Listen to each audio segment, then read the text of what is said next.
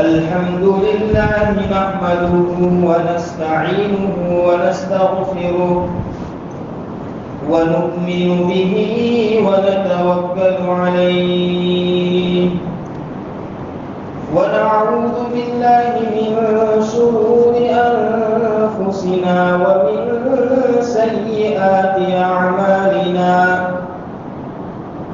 من يهده الله فلا مضل له ومن يضلله فلا هادي له ونشهد أن لا إله إلا الله وحده لا شريك له ونشهد أن سيدنا وحبيبنا وشفيعنا ومولانا محمدا عبده ورسوله أرسله الله تعالى إلى كافة الناس بشيرا ونذيرا وداعيا إلى الله بإذنه وسراجا منيرا أما بعد فقد قال الله تبارك وتعالى في القرآن المجيد والفرقان الحميد أعوذ بالله من الشيطان الرجيم بسم الله الرحمن الرحيم وما أرسلناك إلا رحمة للعالمين وقال النبي صلى الله عليه وسلم إنما بعثت لأتمم مكارم الأخلاق أو كما قال عليه الصلاة والسلام صدق الله مولانا العظيم وصدق رسوله النبي الأمي الكريم ونحن على ذلك لمن الشاهدين والشاكرين والحمد لله رب العالمين. درود شریف اللهم صل على سيدنا محمد وعلى آل سيدنا مولانا محمد وبارك وسلم. بزرگوں اور دوستو، گزشتہ 2 جمعہ سے حضور نور صلی اللہ علیہ وسلم کی سیرت کے متعلق سن رہے ہیں اور اس کا بہت سارا حصہ میں نے آپ حضرات کے سامنے عرض کر دیا. گزشتہ جمعہ کو یہ بات آپ کے سامنے بتلا رہا تھا جب حضرت حلیمہ سعدیہ نے حضور نور صلی اللہ علیہ وسلم کے چہرے کو دیکھا تو آپ کے دل کے اندر محبت بیٹھ گئی. حضور صلی اللہ علیہ وسلم کا چہرہ اتنا نورانی تھا، اتنا پاک تھا، اتنا برکت والا تھا کہ جیسے بھی حضرت حلیمہ کی نگاہ حضور نور صلی اللہ علیہ وسلم کے چہرے کے اوپر پڑی تو آپ کے دل کے اندر محبت بیٹھ گئی. ایک سیرت نگار نے عجیب و غریب بات لکھی ہے. حقیقت واقعہ ہے یا یہ نہیں، یہ بات تو معلوم نہیں ہے، لیکن سیرت نگاری کا ایک اصول ہوتا ہے. وہ لوگ اپنے اپنے انداز سے سیرت کو بیان کرتے ہیں اور اس کو ترتیب کے ساتھ لکھتے ہیں.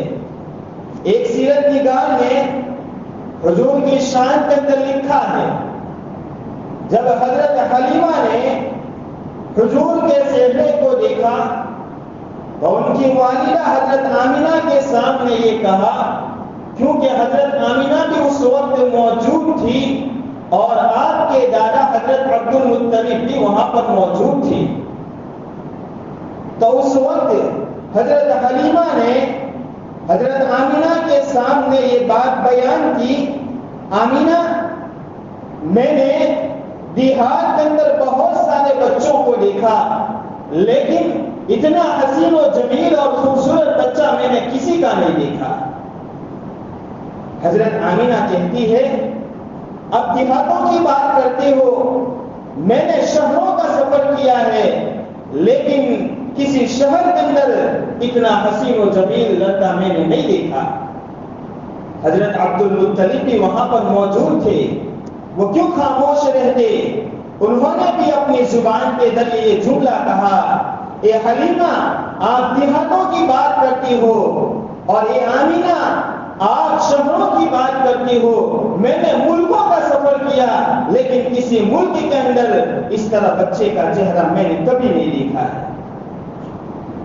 سیرت نگار نے لکھا ہے اگر اس موقع کے اوپر حضرت جبرائیل علیہ السلام کچھ لب کشائی کرتے تو یوں کہتے، اے حلیمہ آپ نے دیہاتوں کے اندر اس طرح بچے کو نہیں دیکھا، اے آمینہ آپ نے شہروں کے اندر اس بچے کو نہیں دیکھا، اور اے عبد المطلب آپ نے ملکوں کا سفر کیا، ملکوں کے اندر اس طرح حسین و جمیل بچے کو نہیں دیکھا۔ یاد رکھو میں نے کائنات کا سفر کیا ہے، لیکن پوری کائنات کے اندر اس طرح بچے کو میں نے حسین و جمیل نہیں دیکھا ہے۔ اس سیرت نگار نے آگے یہ بات لکھی اگر پروردگار عالم اس موقع کے اوپر کچھ کہتے تو یوں فرماتے، اے حلیمہ آپ نے دیہاتوں کے اندر اتنا حسین و جمیل بچہ نہیں دیکھا، اے آمینہ آپ نے شہروں کے اندر نہیں دیکھا، اے عبد المطلب آپ نے ملکوں کے اندر نہیں دیکھا، اور اے حضرت جبرائیل آپ نے کائنات کے اندر اتنا حسین و جمیل بچہ نہیں دیکھا۔ میں نے پوری کائنات کے اندر اتنا حسین و جمیل بچہ پیدا ہی نہیں کیا۔ اس سے اندازہ ہوتا ہے حضور نور صلی اللہ علیہ وسلم کتنے حسین و جمیل تھے، کتنا چہرہ آپ کا نورانی تھا۔ اللہ پاک نے آپ کا چہرہ روشن بنایا تھا۔ میرے بھائیوں، حضرت حلیمہ جب اپنے گھر کے اوپر لاتی ہے فتوحات کے دروازے کھل جاتے ہیں۔ جن تھنوں کے اندر دودھ نہیں تھا، حضور صلی اللہ علیہ وسلم کی آمد سے تھنوں کے اندر دودھ آ گیا۔ جو حقیقی بیٹا دودھ نہ ملنے کی وجہ سے تڑپ رہا تھا، وہ بھی سیر ہو کر پینے لگا۔ حضور نور صلی اللہ علیہ وسلم نے بھی سیر ہو کر دودھ پیا۔ جن بکریوں کے تھنوں کے اندر خشکی کی وجہ سے اور قحط کی وجہ سے دودھ نہیں تھا، غلہ اور چارہ نہ ملنے کی وجہ سے ان بکریوں کے تھنوں کے اندر بھی دودھ بن آیا جب حضور صلی اللہ علیہ وسلم کی آمد ہوئی۔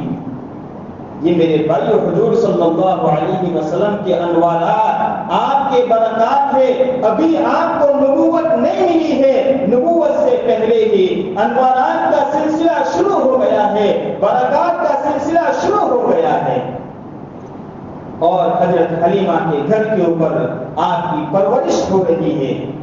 میں نے ایک وجہ یہ بھی بتلائی تھی کہ دیہات کے اندر جو زبان تھی بڑی حساس تھی، اس لیے شہر کے مقابلے کے اندر دیہات کے اندر بچوں کو پرورش پانا ان کو اچھا لگتا تھا، اس لیے شہر کی اکثر عورتیں اپنی بچوں کو دیہات کے اندر بھیج دیتی تھی۔ ہماری طرح نہیں، ہماری زبان خراب ہو جاوے تو ہو جاوے، کوئی حرج کی بات نہیں۔ وہ لوگ زبان کے بارے میں بڑے حساس تھے۔ چنانچہ حضور صلی اللہ علیہ وسلم کی پرورش ہو رہی ہے حضرت حلیمہ کے گھر کے اوپر، اور عجیب عجیب واقعات پیش آ رہے ہیں کہ آپ کی اونٹنیاں جو لاغر اور کمزور تھی وہ بھی طاقتور بن گئی حضور صلی اللہ علیہ وسلم کی برکت سے۔ میرے بھائیوں، حضور صلی اللہ علیہ وسلم کبھی چھوٹے ہیں، لیکن انوارات اور برکات کا سلسلہ دیکھیں اللہ تبارک و تعالی کس طرح چمکاتے ہیں۔ حضرت حلیمہ کی ایک لڑکی تھی، تاریخ روایات کے مطابق ان کا نام شیما تھا، ان کا نام شیما تھا۔ ایک مرتبہ ہوا ایسا کہ حضرت حلیمہ کے شوہر، جن کا نام میں نے آپ کے سامنے ذکر کیا تھا حارث، وہ بیمار تھے اب بکریاں چرانے کے لیے جانا تھا تو اپنی جو لڑکی تھی شیما ان کو کہا کہ آج ابا کی طبیعت ٹھیک نہیں ہے، بکریاں چرانے کے لیے جانا ہے۔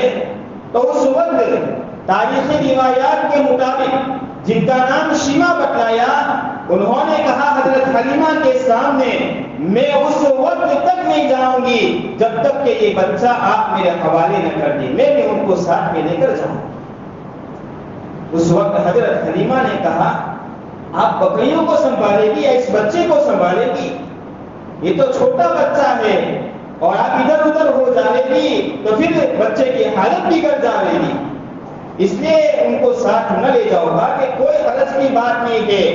ایک مرتبہ چپکے سے میں ان کو لے گئی تھی، لیکن میں نے عجیب و غریب منظر کو دیکھا، جنگل کے اندر میں نے دیکھا بکریاں بھی اس چہرے کو دیکھ رہی ہے اور میں بھی اپنی آنکھوں کے ذریعے اس چہرے کو دیکھ رہی ہوں اور اپنے دل کے اندر سکون محسوس کر رہی ہوں۔ وہ بکریاں بھی حضور صلی اللہ علیہ وسلم کے چہرے کو دیکھ رہی ہے۔ پہلے تو ایسا ہوتا تھا بکریوں کو جمع کرنا بڑا مشکل تھا، لیکن آج تو حضور کی برکت سے ہوا ایسا، وہ بکریاں خود بخود جمع ہو گئی اور وقت کے اوپر حاضر ہو گئی۔ یہ حضور صلی اللہ علیہ وسلم کی برکات ہے، آپ کے انوارات ہے۔ حضور صلی اللہ علیہ وسلم نے 2 سال تک حضرت حلیمہ کا دودھ پیا ہے۔ حضرت حلیمہ کا 2 سال تک آپ نے دودھ پیا ہے، اور خدا پاک کی قسم حضور صلی اللہ علیہ وسلم نے ان رشتوں کا اتنا احترام کیا کہ نبوت ملنے کے بعد بھی آپ نے ان رشتوں کو نہیں توڑا ہے، بلکہ اس کی دیکھ بھال آپ نے ضرور کی ہے۔ حضور صلی اللہ علیہ وسلم نے اس کا حق بھی مکمل طور پر ادا کیا ہے۔ اس لیے تو میں نے گزشتہ جمعہ یہ بات بھی بتلائی تھی کہ حضور صلی اللہ علیہ وسلم کی جو محمد ابن عبداللہ ہونے کی حیثیت سے جو زندگی ہے وہ بھی قابل اتباع ہے، اور محمد رسول اللہ کی حیثیت سے بھی جو زندگی ہے وہ بھی قابل اتباع ہے۔ حضور صلی اللہ علیہ وسلم نے کس طرح خیال رکھا؟ ایک موقع پر حضور صلی اللہ علیہ وسلم نے حضرت حلیمہ سے یہ کہا کہ بھائی نظر نہیں آتا ہے، وہ تو صبح کو چلا جاتا ہے کہیں اور رات کے وقت آتا ہے، وہ پورا دن کہاں جاتا ہے؟ کہا کہ وہ تو بکریاں چرانے کے لیے جاتا ہے۔ کہا کہ میں بھی ان کے ساتھ جاؤں گا اور بکریاں چراؤں گا۔ اس وقت حضرت حلیمہ نے کہا کہ دیکھو وہاں جنگل کے اندر تو بھیڑیا بھی آتا ہے اور اس طرح بکریاں ہوتی ہیں، آپ کی دیکھ بھال، کہا کہ میں جاؤں گا ان کے ساتھ۔ حضور صلی اللہ علیہ وسلم ساتھ کے اندر جاتے تھے، اور ان کے جو بیٹے عبداللہ تھے وہ حضرت حلیمہ کے سامنے یوں بیان فرماتے، حضور صلی اللہ علیہ وسلم جب میرے ساتھ تشریف لاتے عجیب و غریب منظر ہوتا، جو بکریاں ادھر ادھر ہوتی تھی وہ ایک ساتھ جمع ہو جاتی، اور جو بکریوں کا شکار کرنے کے لیے آتا تھا حضور کی برکت سے وہ بیڑیا بکریوں کی حفاظت کر رہا۔ یہ حضور صلی اللہ علیہ وسلم کی برکات، آپ کے انوارات نبوت میں ملنے سے پہلے 2 سال تک آپ نے حضرت حلیمہ کا دودھ پیا۔ اب 2 سال کے بعد، اور حضور کی پرورش اس انداز سے ہوئی تھی، 2 سال کے اندر بھی آپ 4 سال کے برابر لگتے تھے کہ آپ 4 سال کے ہو ایسے لگتے۔ یہ کتابوں کے اندر یہ بات لکھی ہے، آپ کی عمر 2 سال کی ہے لیکن آپ کی پرورش اس طرح ہوئی ہے، حضرت حلیمہ نے بڑی محبت کے ساتھ، بڑے پیار کے ساتھ آپ کی پرورش کی ہے۔ آپ ان کی والدہ محترمہ حضرت آمینہ کے پاس پہنچتے ہیں، اور چونکہ اس وقت اس زمانے کے اندر وبا بھی پھیلی ہوئی تھی، اس لیے حضرت حلیمہ پھر واپس ان کو اپنے پاس لے کر کے آئی، اور 4 سال کا عرصہ آپ نے حضرت حلیمہ کے پاس گزارا ہے۔ آپ کی حیات طیبہ کے اندر 4 مرتبہ شق صدر کا واقعہ پیش آیا ہے۔ یہ سبھی روایات کے مطابق یہ بات ثابت ہے 5ویں مرتبہ کا بھی ذکر ہے، لیکن وہ روایات سند کے اعتبار سے قوی اور مضبوط نہیں ہے، ان کے دلائل صحیح طور پر نہیں ملتے ہیں۔ اس لیے صحیح روایات کے مطابق آپ کی حیات طیبہ میں 4 مرتبہ شق صدر کا واقعہ پیش آیا ہے، یعنی آپ کے سینے کو چاک کیا گیا۔ ایک تو اس وقت جب آپ حضرت حلیمہ کے گھر کے اوپر پرورش پا رہے ہیں، آپ کی عمر مبارک 4 سال کی ہے، ایک مرتبہ آپ جنگل کے اندر پہنچے ہوئے ہیں اور اس وقت 2 فرشتے سفید لباس کے اندر آئے ہوئے ہیں۔ کتابوں کے اندر لکھا ہے غالباً حضرت جبرائیل اور حضرت میکائیل علیہ السلام یہ دونوں فرشتے تھے، اور ہاتھ کے اندر سونے کا تشت یعنی سونے کا پلیٹ تھا اور اس کے اندر برف کے سفید سفید ٹکڑے تھے۔ وہ دونوں فرشتے آئے اور آ کر کے آپ کے شکم مبارک کو چاک کیا، پھر اس کے اندر سے آپ کے قلب مطہر کو نکالا، آپ کے پاکیزہ قلب کو نکالا اور اس کے اندر سے ایک خراب خون کے لوتھڑے کو نکال لیا، جو سیاہ ڈبہ تھا اس کو نکال لیا۔ وہ کیا تھا؟ اس لیے کہ آپ کے دل کے اندر گناہ کا تصور بھی پیدا نہ ہو، اس لیے اس مادے کو ہی نکال دیا فرشتوں نے۔ اللہ پاک نے آپ کو اتنا مبارک بنایا۔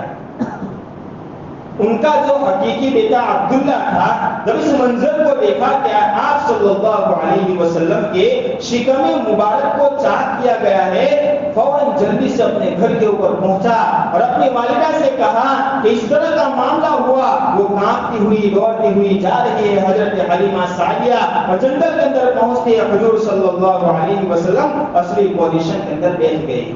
کہا کہ کیا ہوا؟ کہا کہ اس طرح کا معاملہ ہوا۔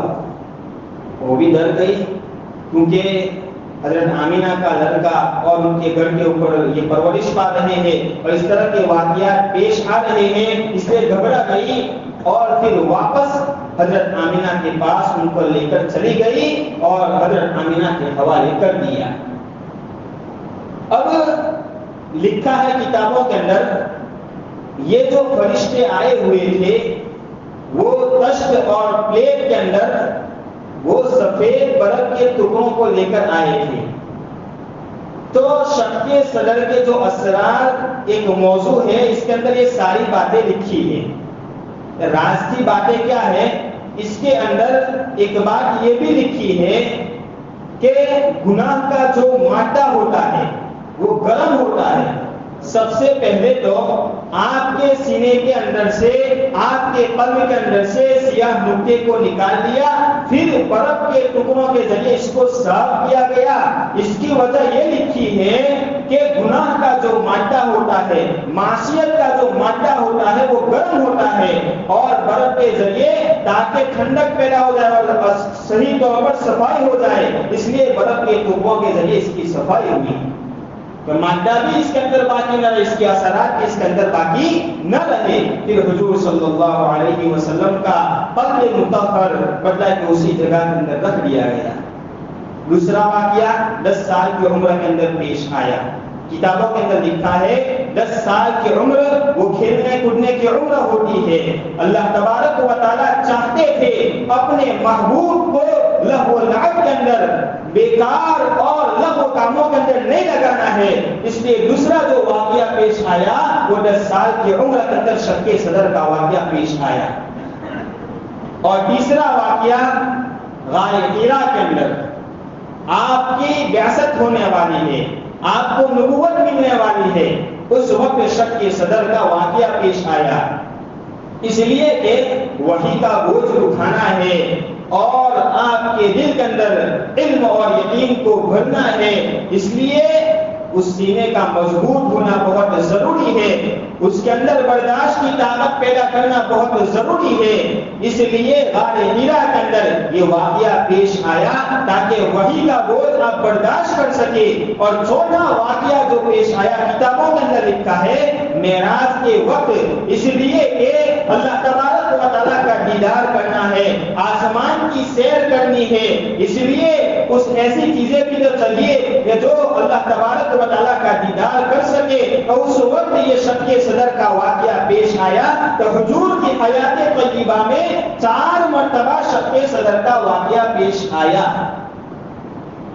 تو حضرت حلیمہ کے گھر کے اوپر 4 یا 5 سال آپ نے پرورش کھائی، اس کے بعد اپنے گھر کے اوپر ان کو چھوڑ کر کے آئی۔ حضرت آمینہ 6 سال کی عمر کے اندر ان کی تو وفات ہو گئی۔ پھر دادا جان نے آپ کی پرورش کی، 8 سال کی عمر کے اندر دادا جان کا بھی انتقال ہو گیا۔ پھر آپ کے چچا ابو طالب نے آپ کی دیکھ بھال کی، آپ کی پرورش کی ٹھیک طور پر۔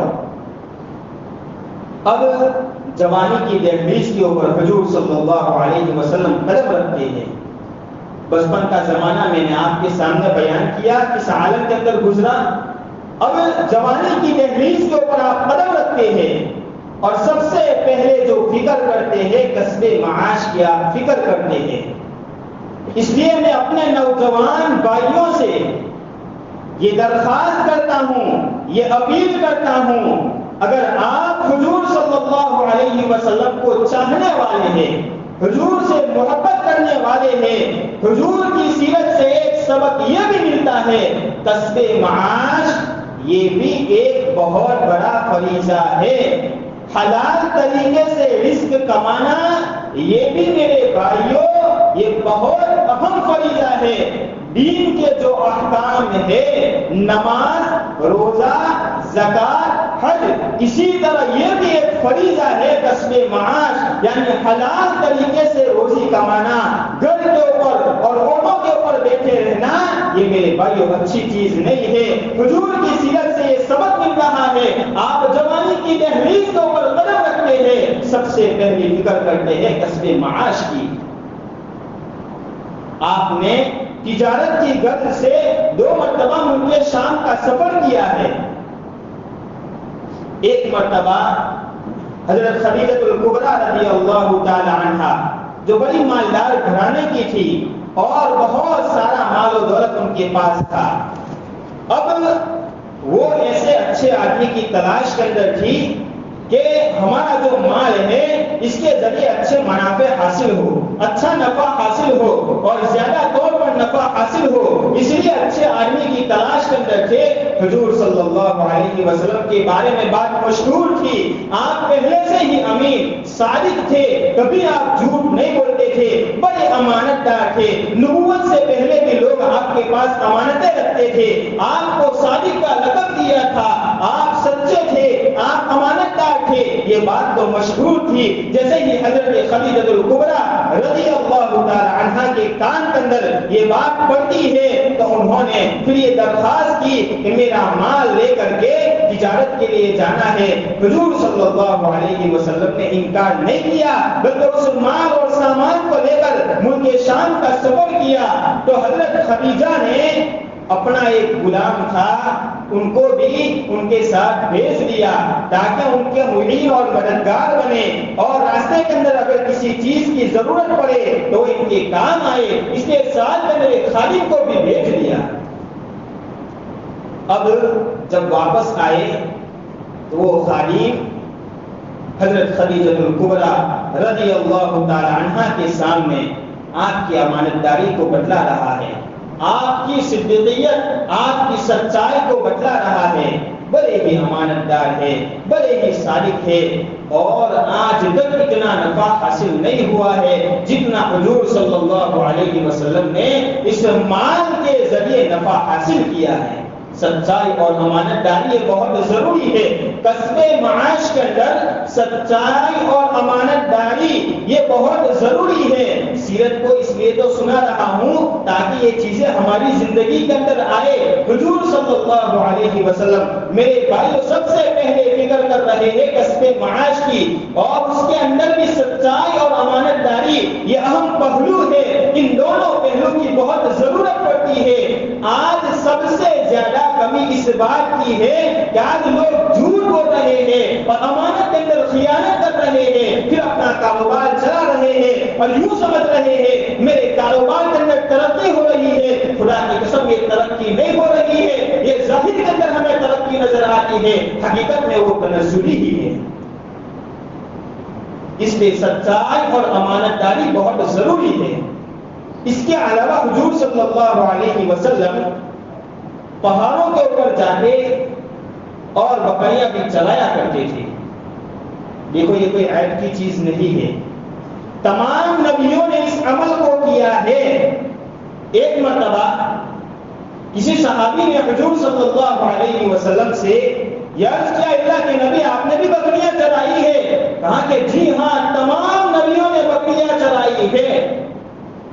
علماء کرام نے ایک وجہ یہ بھی لکھی ہے کہ آدمی اگر پہلے غربت کے عالم کے اندر ہو، بعد کے اندر اس کو کوئی بڑا عہدہ ملے تو یہ اپنی پیچھے والی زندگی کو نہ بھولے، یاد کرے گا تو کبھی آگے جا کے اس کے دل کے اندر تکبر کی صفت پیدا نہیں ہوگی۔ ایک وجہ یہ لکھی ہے کہ تمام نبیوں کے پاس اس لیے بکریاں چروائی گئی تاکہ ان کے دلوں کے اندر تواضع والی صفت پیدا ہو جائے، کبھی بڑاپن اور کبھی تکبر کی صفت دل کے اندر پیدا نہ ہو۔ آج معاملہ الٹا ہے، اگر ایک آدمی غریب ہے، اللہ نے اگر اس کو مال و دولت دے دیا، بڑا بن گیا، اب کیا کرتا ہے؟ اپنی پچھلی زندگی کو بھول جاتا ہے۔ اب میرے مال کے اندر اضافہ ہو گیا ہے، اب میرا عہدہ بڑا ہو گیا ہے، اب مجھے ترقی ملی ہے، اب پیچھے والی زندگی کو وہ بھول جاتا ہے اور تکبر کے اندر مبتلا ہو جاتا ہے۔ ایک سبق یہ بھی مل رہا ہے کہ کوئی بھی چھوٹا کام ہو اس کو حقیر نہیں سمجھنا چاہیے۔ اگر اللہ نے بڑا مقام دیا ہے، بڑا عہدہ دیا ہے، اپنی غربت والی زندگی کو نہیں بھولنا چاہیے۔ اگر اس زندگی کو بڑے عہدے کے موقع کے اوپر یاد رکھیں گے کبھی ہمارے دل کے اندر تکبر کی صفت پیدا نہیں ہوگی۔ اور دوسری چیز کیا؟ بکریوں کو چرانے کے لیے جاتے ہیں تو بکریاں ادھر ادھر منتشر ہو جاتی ہے، مزاج کے اندر برداشت کرنے کی قوت ختم ہو جاتی ہے، آدمی غصے ہو جاتا ہے، کبھی کبھی بکری کو بھی مارنا شروع کر دیتا ہے۔ تو حلم اور بردباری والی صفت بھی دل کے اندر پیدا کرتی ہے۔